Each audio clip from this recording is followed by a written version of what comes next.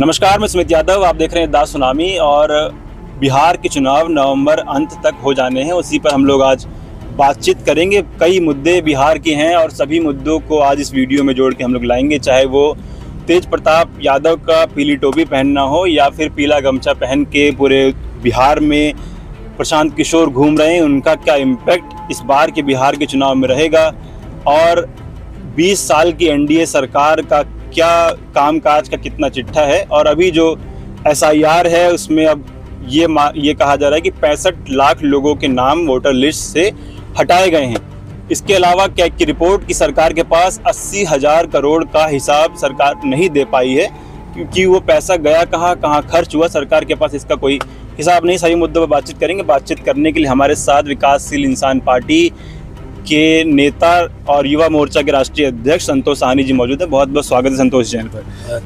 Thank you Sumit, आपको भी धन्यवाद। इस साल के अंत में चुनाव होना है और बहुत बड़ी मीडिया फुटेज इस समय प्रशांत किशोर के पास है। वो बदलाव की बात कह रहे हैं कि बदलाव होना चाहिए। 20 साल और 40 साल लोगों ने देखा कि किस तरीके से लालू जी और नीतीश जी की सरकार, लेकिन बिहार आगे नहीं जा पाया। ऐसा तो है, बदलाव करके इस बार नए बंदे को चाहिए। देखिए, जो भी प्रशांत किशोर जी जो बोल रहे हैं बहुत अच्छी बात बोल रहे हैं। उनकी बात का 100% कोई भी समर्थन करेगा, कोई भी विरोध नहीं कर सकता है। हर लोग समर्थन करेंगे। वो पलायन पे बोल रहे हैं, सबको चाहिए भाई। हम भी चाहते हैं कि बिहार के युवाओं को बिहार में रोजगार मिले, बिहार के लोगों को वो हेल्थ भी, बिहार के लोगों की हेल्थ की बात कर रहे हैं। हम भी चाहते हैं किसी को पीजीआई लखनऊ या एम्स दिल्ली आने की क्या जरूरत है भाई। अगर वहाँ इलाज हो तो उनका पैसा बचेगा, ट्रांसपोर्टेशन का टाइम बचेगा। तो अच्छा है कि वहाँ लोगों को इलाज मिले, वहाँ की शिक्षा व्यवस्था दुरुस्त हो, स्वास्थ्य व्यवस्था दुरुस्त हो, और वहाँ के युवाओं को वहीं पे रोजगार मिले। ये सच है। लेकिन आप मुझे एक चीज बताइए, आपसे मैं एक सवाल पूछ रहा हूँ और मैं आपके दर्शकों पे भी एक सवाल छोड़ रहा हूँ कि यही प्रशांत किशोर जी 2014 में मोदी जी के साथ थे और ये बार बार चिल्ला रहे थे कि मैंने जो है ये भाषण लिखा, मोदी जी का मोतिहारी में मैंने ये बुलवाया, मोदी जी को मुजफ्फरनगर में मैंने ये बुलवाया, मोदी जी को अररिया में मैंने ये बुलवाया, मोदी जी को आरा में मैंने ये बुलवा दिया। ये उनसे भी बुलवा ही रहे थे। उनसे जब इनका मोह भंग हुआ, उनसे इनका तलाक हो गया, तो ये आए नीतीश कुमार जी के साथ। नीतीश कुमार जी को भी ये मुख्यमंत्री बनाए जो ये दावा करते हैं। और लेवल इनका था, नीतीश कुमार जी के जस्ट बाद जो है प्रशांत किशोर जी का नंबर था। उन्हीं के सीएम आवास में रहते थे। सीएम आवास के ऑफिस में इनका एक ऑफिस था, उस आवास में इनका एक कमरा था। तो जो भी ये चाहते थे ये नीतीश जी से कराते थे, करते थे। तो ये बात जो आज ये कह रहे हैं प्रशांत जी, ये बात उस समय इनके दिमाग में क्यों नहीं आई? ये क्यों नहीं मोदी जी को आइडिया दिए कि यहाँ पे बिहार के लोगों को बिहार में रोजगार मिलना चाहिए? नीतीश जी को ये आइडिया क्यों नहीं दिए? ये बात आज इनको याद आ रही है। दिए थे। ये तो कहते हैं कि मोदी जी ने जो भाषण दिया था कि मोतिहारी की मील से कि चीनी से चाय पियेंगे तब वापस आएंगे, नहीं तो ये आइडिया तो प्रशांत किशोर का ही था। नहीं तो ये बोले ना कि हमने मोदी जी से बुलवाया कि मोदी जी ये बात बोलिए कि इसी मोतिहारी की चीनी मिल से बनी हुई चीनी का चाय पियेंगे, नहीं तो मोतिहारी में दोबारा मैं नहीं आऊंगा। हाँ। तो ये उस समय क्यों नहीं बताया कि हमने ही ये लिखा था और अब मोतिहारी के लोग, अभी देख लो चीनी मिल में अब नहीं चल रही है, अब मोतिहारी के लोग मोदी जी को मोतिहारी में मत आने देना। अभी तो दोबारा भी गए थे। क्यों नहीं ये बात बोल रहे हैं? ये तो बात बोल नहीं रहे हैं। तो देखिए, प्रशांत किशोर जी बीजेपी के लिए बहुत अच्छा काम कर रहे हैं और कहीं ना कहीं ये बीजेपी को बैकअप दे रहे हैं। और जो भी बीजेपी के खिलाफ लोग हैं उन लोगों को ये अपने खेमे में ले रहे हैं। और बेसिकली इनका काम क्या है कि वहाँ जो पिछड़े, दलित, कम पढ़े लिखे लोग हैं, जो हम लोगों की आबादी, भाई हम लोगों की जो बिरादरी है बहुत कम पढ़ी लिखी लोग हैं, निषाद मल्लाह और कम पढ़े लिखे लोग हैं, मासूम लोग होते हैं, सीधे साधे भोले भाले लोग होते हैं। तो उनको ये गए हैं अपने शब्द जाल में फंसाने के लिए। लेकिन जिनको वो शब्द जाल में फंसा रहे हैं वो इनको अपने जाल में फंसा लेंगे। अच्छा। वहाँ की जनता इनकी वास्तविकता को बहुत अच्छे से जान रही है और बहुत मुझे लगता है कि इनका फैक्टर नहीं काम करेगा। और इनको प्रमोट करने वाले लोग भारतीय जनता पार्टी के ही लोग हैं। इसका कारण भी मैं बता रहा हूं कि ये इसलिए इनको प्रमोट कर रहे हैं लोग। बीजेपी अगर नहीं चाहती तो प्रशांत किशोर का एक भी सांसद नहीं है, एक भी विधायक नहीं है, लेकिन सबसे ज्यादा मीडिया में प्रशांत किशोर घूम रहे हैं। बीजेपी चाह रही है इसलिए। हाँ, बीजेपी ही चाहती है, स्पेस बीजेपी ही दे रही है इनको बीजेपी स्पेस दे रही है, और बीजेपी ही चाहती है कि प्रशांत किशोर जी मीडिया में बने रहें। पब्लिक अगर इनसे बात नहीं करेगी, प्रशांत किशोर जी की तरफ नहीं जाएगी, तो अभी क्या है कि तेजस्वी वर्सेस जो है एनडीए हो जाएगा, मतलब महागठबंधन इंडिया ब्लॉक वर्सेस एनडीए हो जाएगा। तो उसमें क्या है कि अब बीजेपी के पास कोई मुद्दा ही नहीं है, इतना उनका ग्राफ नीचे हो जाएगा, अभी तो जमीन पर वैसे ही है और वो माइनस में चले जाएंगे। इसलिए बीच में जो है इन लोगों ने प्रशांत किशोर को डाल दिया है कि लोग एंटी इनकम्बेंसी उसका लाभ प्रशांत किशोर, आप इनको फुटबॉल की तरह इधर भी खेलो उधर भी खेलो, ऐसे ऐसे चलता रहेगा। तो ये इनका तरीका है। 2017 की यूपी के चुनाव में घर टूटा था और जिसका नुकसान हुआ, समाजवादी पार्टी की सरकार 2017 में नहीं बनी और आज तक लौटी नहीं है। अब कहानी यही बिहार में है, घर टूटा है, तेज प्रताप को पार्टी से निकाला गया है, वो पीली टोपी लगाए हैं और कह रहे हैं टीम तेज प्रताप चुनाव लड़ेगी। जो भी युवा कहीं से भी चुनाव लड़ना चाहता है और टीम तेज प्रताप उसका समर्थन करेगी युवाओं का। तो ये जो बागी तेवर हैं तेज प्रताप की, ये आपकी इंडिया ब्लॉक को, तेजस्वी यादव को, कांग्रेस को नुकसान करेंगे? देखिए, तेजस्वी यादव जी के भाई हैं वो। हाँ। तेज प्रताप यादव सगे बड़े भाई हैं और ऐसा कोई परिवार नहीं है पूरे हिंदुस्तान में जिसमें कुछ बातों को लेकर मनमुटाव न हो या कुछ चीजों को लेकर जो है टकराव न हो। हमारा भी परिवार है, आपका भी परिवार है, सबके जगह होता है। हमारे भाइयों में भी कभी जो है बातों में सैद्धांतिक मतभेद होता है, हम भाइयों में भी सेम कंडीशन वहां पे भी है। अब चूंकि वो बहुत बड़ा परिवार है तो वो चीज बाहर निकल के आई है।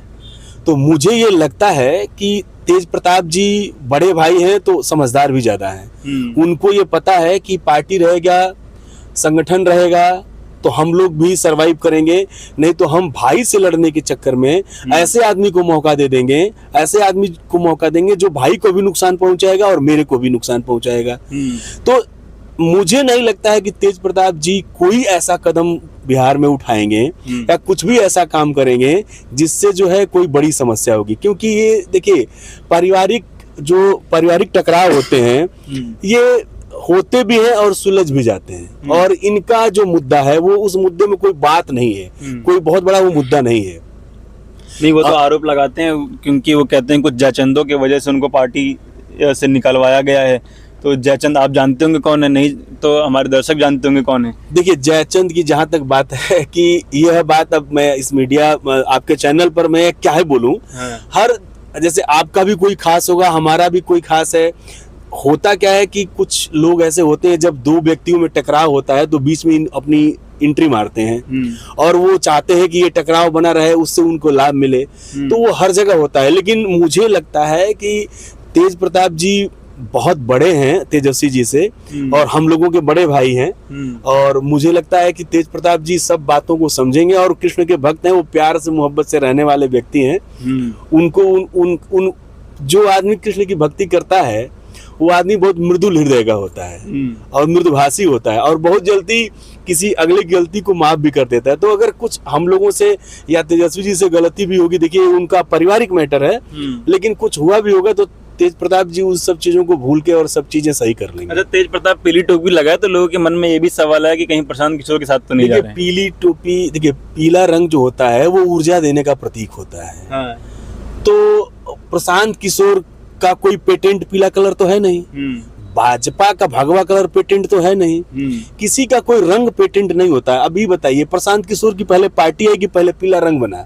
पहले पीला रंग बना होगा ना। प्रशांत किशोर की पार्टी तो अब आई है, बीजेपी अब आई है, भगवा रंग तो बहुत पहले से था।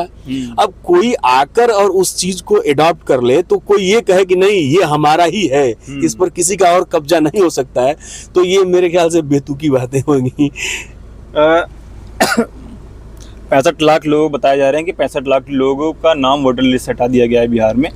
इससे पहले हम लोग उत्तर प्रदेश में देख चुके हैं, अखिलेश जी कई बार कहते हैं कि उनके लोगों का नाम, यानी कि जो उनके खास वोटर है MY, उनका नाम वोटर लिस्ट से हटाया गया, उनके नाम वो लोग वोट नहीं दे पाए। अब बिहार में वही चीज़ हो रही है, SIR के नाम पे 65 लाख वोटर्स के नाम हटाए गए हैं। इसका कितना नफ़ा नुकसान बिहार में देखते हैं कि सरकार को बनने बिगड़ने में काफ़ी है, क्योंकि 65 लाख वोट, ये फैक्टर बहुत बड़ा फैक्टर है। सुमित, आप बहुत बात सही बोल रहे हैं। 65 लाख लोगों का तकरीबन हर विधानसभा से 20 से 25 हज़ार ऑन एन एवरेज लोगों का नाम काट रहे हैं ये लोग। और सबसे बड़ी बात यह है कि चुनाव आयोग ने कहा था कि जब भी किसी का नाम कटेगा तो हम रीजन भी बताएंगे, कारण बताएंगे कि किस कारण से आपका नाम इसमें नहीं डाला गया है। तो अभी जो लिस्ट आई है उसमें 65 लाख लोगों का नाम कटा है और कारण ये लोग नहीं बता रहे हैं। दूसरी चीज ये है कि रीजन वाइज, ब्लॉक वाइज इनको, बूथ वाइज इनको डिक्लेयर करना था कि इस बूथ से इतना वोट कटा है। इन्होंने उठाकर लिस्ट पूरी जो है इकट्ठे डाल दी है। अब कोई संतोष साहनी का मान लीजिए 1 मिनट के लिए नाम कटा, तो वो संतोष साहनी मुजफ्फरनगर का है, अररिया का है, सिवान का है, आरा का है, छपरा का है, किसी को पता ही नहीं है। ये ट्रेस करने में बहुत टाइम लगेगा आम जनता को, पहली बात। दूसरी चीज ये कि अगर ये नाम काट रहे हैं, 65 लाख लोगों का नाम कटा है, ये एक बहुत बड़ी आबादी है। और ये 65 लाख लोगों का नाम नहीं काटे हैं, 65 लाख लोगों से नागरिकता छीने हैं ये, हिंदुस्तान की नागरिकता छीने हैं ये। तो हमको नहीं लगता है कि 65 लाख लोगों को जो बेघर किए हैं ये लोग, 65 लाख लोग चुप नहीं बैठेंगे। जिस व्यक्ति की इस देश से नागरिकता खत्म हो जाएगी, भाई आप एक चीज समझिए, जो इस देश का नागरिक है वो अगर 18 साल से ऊपर का है तो वोटर है। अगर वो 18 साल से ऊपर है और वोटर नहीं है तो इसका मतलब इस देश का नागरिक नहीं है। भाई संवैधानिक राइट तो यही कहता है, हमारा संविधान तो यही कहता है कि अगर हम इस देश के नागरिक नहीं रहेंगे तो फिर वो कहाँ जाएंगे 65 लाख लोग, और उनको ये देश और ये प्रदेश, ये सरकार कैसे संभालेगी। और अगर किसी की नागरिकता आप छीन रहे हैं, पहली बात तो लोकतंत्र में अगर किसी भी व्यक्ति, कोई भी व्यक्ति अगर इस देश का नागरिक है और उससे वोट छीनने का अधिकार अगर किसी के पास है नहीं लिया जाना चाहिए। अगर लिया जा रहा है तो ये बहुत उसके साथ अपराध हो रहा है, गलत हो रहा है, अन्याय हो रहा है। सवाल ये है कि आप लोग ये सवाल करें कि आप लोग घबरा क्यों रहे हैं। अगर 65 लाख लोगों का नाम कटा तो हो सकता है उसमें बीजेपी के भी वोटर हो सकता है, बीजेपी के वोटर ज्यादा हो उसमें। Sumit, BJP voter, RJD voter और जेडीयू वोटर, वीआईपी वोटर की बातें नहीं है, बात जनता की है भाई। हम वो वोटर हो किसके हैं इस पर तो कोई क्वेश्चन ही नहीं है। मुझे हमारे लोगों, देखिए वो वोटर बाद में है, पहले वो बिहार की जनता है। हम ये कभी नहीं चाहेंगे कि न तो सुमित का नाम कटना चाहिए और न संतोष का नाम कटना चाहिए, क्योंकि अगर इस देश का नागरिक सुमित है, इस देश में पैदा हुए हैं, तो आप भी वोट देने के लिए एलिजिबल है, हम भी देने के लिए एलिजिबल है। तो वो किस पार्टी के वोटर है, इस बात की किस मजहब के हैं, किस जाति के, इससे हमसे मतलब नहीं है। हमको मतलब है कि अगर वो इस देश में 2024 में लोकसभा में अगर वो वोट किया है आदमी, तो 2025 के विधानसभा में वो वोटर नहीं हो सकता है। और क्यों नहीं होगा भाई? आप ही ने उसका आधार कार्ड बनाया, आप ही ने उसको 2024 में आपने उससे वोट लिया और 2025 में कह रहे हैं कि आपकी वोटर आईडी वैलिड नहीं है। जिस आधार कार्ड, जिस जो है राशन कार्ड पर और जिस बिजली के बिल को एविडेंस मान के ये लोग बनाते हैं पासपोर्ट, अब आधार कार्ड भी आपका प्रूफ नहीं है, बिजली का बिल भी प्रूफ नहीं है, आपका राशन कार्ड भी प्रूफ नहीं है, और उसी बेस पर बना हुआ पासपोर्ट प्रूफ है इनके लिए। तो ये बिहार के जो ग्रामीण क्षेत्र के लोग हैं उनकी नागरिकता खतरे में है।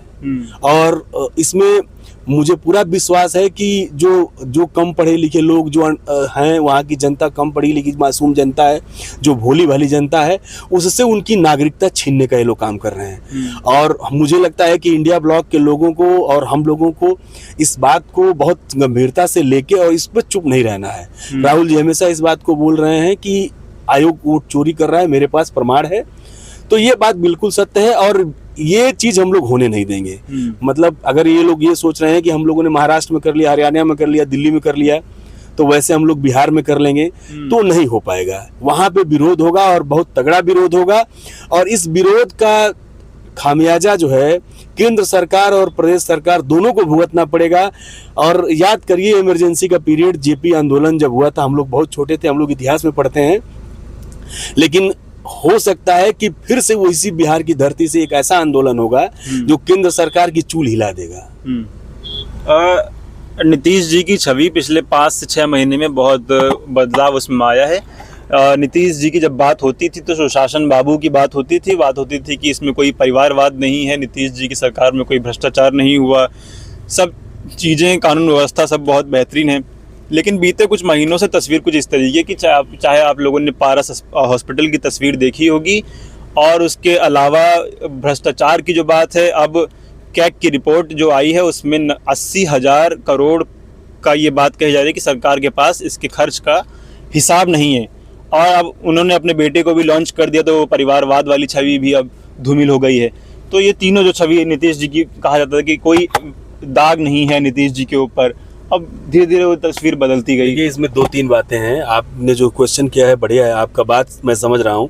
देखिए, परिवारवाद का मतलब है कि नीतीश जी ने एक तरह से अपना उत्तराधिकारी वो थोड़ा लेट कर दिए, और पहले उनके अगर राजनीति में ले ही आना था तो थोड़ा और पहले लेके आना चाहिए था। उसमें कोई बुराई नहीं है। वो सब चीजें आज के डेट में कोई ये नहीं कह सकता है कि मेरे पास नेपोटिज्म नहीं है, मेरे पास नहीं है, मेरे पास नहीं है। सब कमोबेश सारी पार्टियों में इस सब चीजें होती हैं, ये कॉमन सी बात है। जो आपने सीएजी की बात की, कैग की बात की, ये घोटाला नीतीश कुमार जी को पता नहीं है हमको कि मालूम है कि नहीं, लेकिन जो उनके बगल में राहु केतु हैं इर्द गिर्द, ये उनको पता है। और नीतीश जी के फेस वैल्यू को और डैमेज करने के लिए ये जो लोग हैं वो खेल रहे हैं। ये राहु केतु, आप विजय और सम्राट की बात कर रहे हैं। बिल्कुल बिल्कुल, आप ये वही हैं। ये इनके पिताजी जो श्री शकुनी चौधरी हैं, ये लोग एक ही थाली के चट्टे बट्टे हैं, और ये लोग जो है अपना काम कर रहे हैं। और नीतीश जी की छवि और नीतीश बाबू को जितना ये लोग मतलब डैमेज कर सकते हैं, ये लोग टैग करने में लगे हुए हैं। और अब इससे देखिए, इससे उनका तो कोई नुकसान नहीं होना है, लेकिन व्यक्तिगत रूप से हमारा मतलब नीतीश जी से सिंपैथी रहता है। इसलिए सिंपैथी रहता है कि वो किसी टाइम पर समाजवादी नेताओं की तरह बात करते थे, उनकी समाजवादी सोच थी, उनको सामाजिक न्याय की पक्षधर भी थे। Even India block, India alliance का जो संकल्पना ली गई बना, उसमें जो है सबसे पहले वो बहुत बढ़ चढ़ के हिस्सा भी लिए। बीच में क्या दबाव पड़ा, क्या स्थिति बदली, वो क्यों चले गए, ये तो नीतीश जी को ही पता होगा। लेकिन अगर एक दिन भी कोई आदमी जय समाजवाद और समाजवादी और सामाजिक न्याय की बात किया है, तो कहीं ना कहीं उनका दिमाग में उस समय वो बात तो थी, वो दर्द तो अभी भी है, लेकिन अब वो दबाव, क्या दर्द के ऊपर दबाव हावी है, तो अब उस पर हम क्या ही बात करें। उनका स्वास्थ्य भी इस समय बहुत अच्छा नहीं है। तेजस्वी जी कई बार बात करते हैं कि कुछ अधिकारी सरकार चला रहे हैं। देखिए, ये किसको नहीं पता है। वहाँ पे सिंपली बिहार में जो काम हो रहा है वो नीतीश जी को बहुत ज्यादा नहीं पता है। उनका स्वास्थ्य का इश्यू चल रहा है, वहां पर जो है वही सम्राट चौधरी जो है वो सारा काम कर रहे हैं। आप लोग बात करते हैं इनका स्वास्थ्य का इश्यू चल रहा है, काफी लंबे अरसे से बात हो रही है, लेकिन कहीं भी इस तरह की कोई तस्वीर नहीं आई कि उनका कहीं इलाज हो रहा है। तो इलाज भी नहीं करवाया जा रहा उनका? नहीं, ऐसा नहीं है। देखिए, स्वास्थ्य का मतलब ये कि वो हॉस्पिटलाइज होने वाली कंडीशन में नहीं है। आप जैसे आपको खांसी अगर आ रही है, तो आपको बीमार थोड़े कहा जाएगा। लेकिन नीतीश जी के स्वास्थ्य के पीछे उनका एज फैक्टर है। नहीं, हम लोगों ने कई खबरें सुनी है कि उनको अल्जाइमर हो गया है, दिमागी। हाँ बिल्कुल। तो इसका इलाज नहीं, क्यों नहीं, इलाज तो हो ही रहा होगा। कहीं ना कहीं वो कंसल्टेंसी तो कर ही रहे होंगे, कोई ना कोई डॉक्टर इलाज तो कर ही रहा होगा। ऐसी बात नहीं है कि ये कोई हल्की बीमारी तो है नहीं। इसमें आदमी की याददाश्त खो जाती है, आदमी लोगों को पहचानना भूल जाता है, उसकी मेमोरी का इशू हो जाता है। तो इस कंडीशन में जो है इलाज तो हो ही रहा होगा, बट ये है कि हमको ये नहीं पता है कि उनका ट्रीटमेंट कहाँ चल रहा है।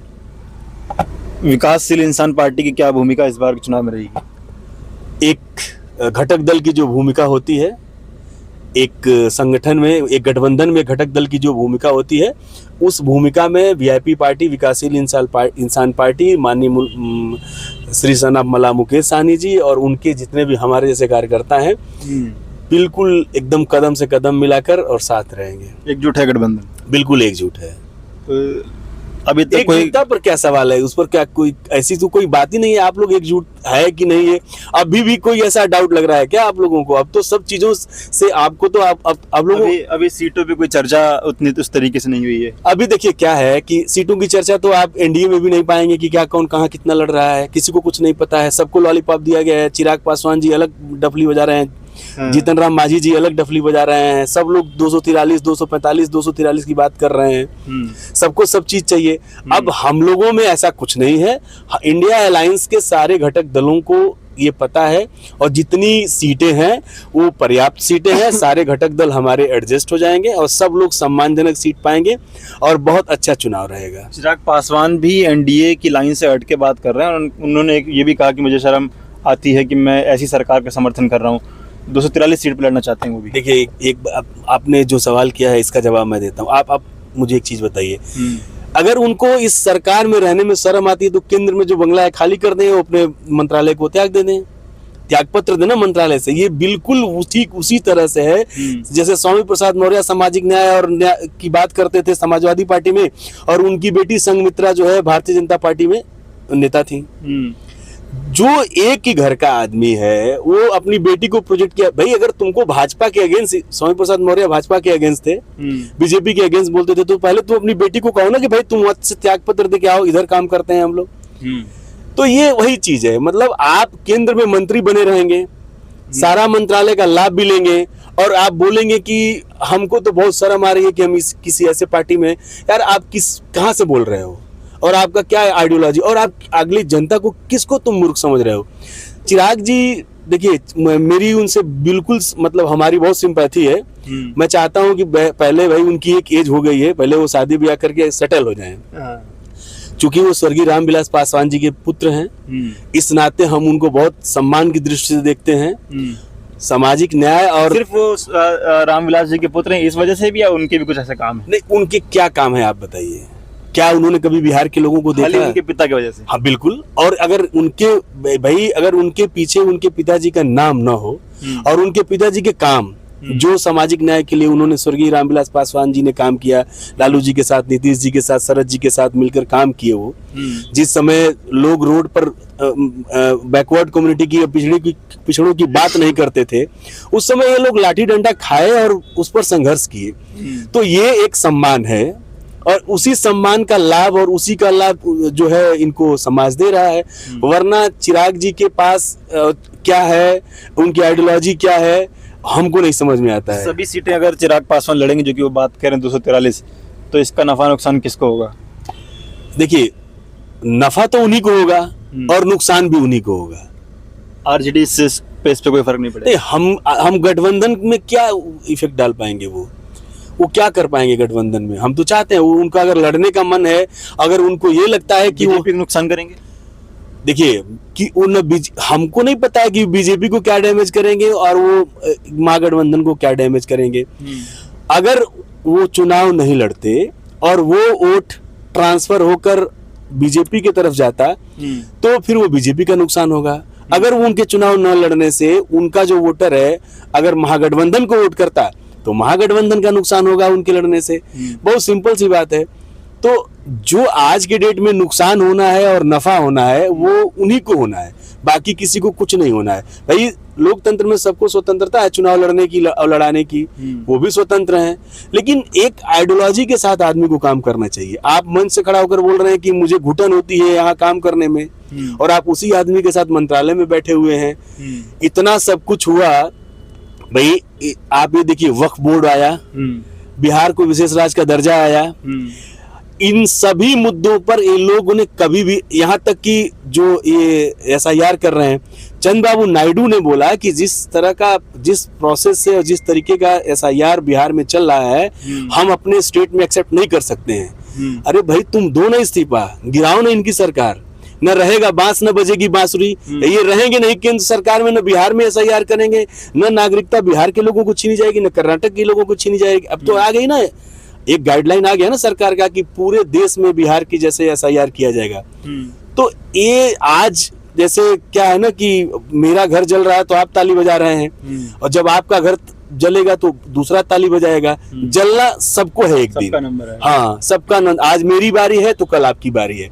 आपको बस इतना ही है कि आप 4 दिन अपनी ऐशो आराम की जिंदगी जी लीजिए। एक आखिरी सवाल कि अगर आज की तैयारी के हिसाब से 243 में से कितनी सीट आप जीतने की तैयारी आपकी है महागठबंधन की? देखिए हम लोग 150 प्लस सीटें जीतेंगे, हम लोगों का पूरा अनुमान है। ये अगर बेईमानी नहीं करते हैं और ये रेगुलर चालबाजी नहीं, जालसाजी नहीं और ये फरेबी नहीं करेंगे अगर चीजों के साथ, तो इनकी ये कहीं आसपास नहीं है। मैं आत्मविश्वास में नहीं बोल रहा हूँ, मैं ग्राउंड जीरो की बात कर रहा हूँ।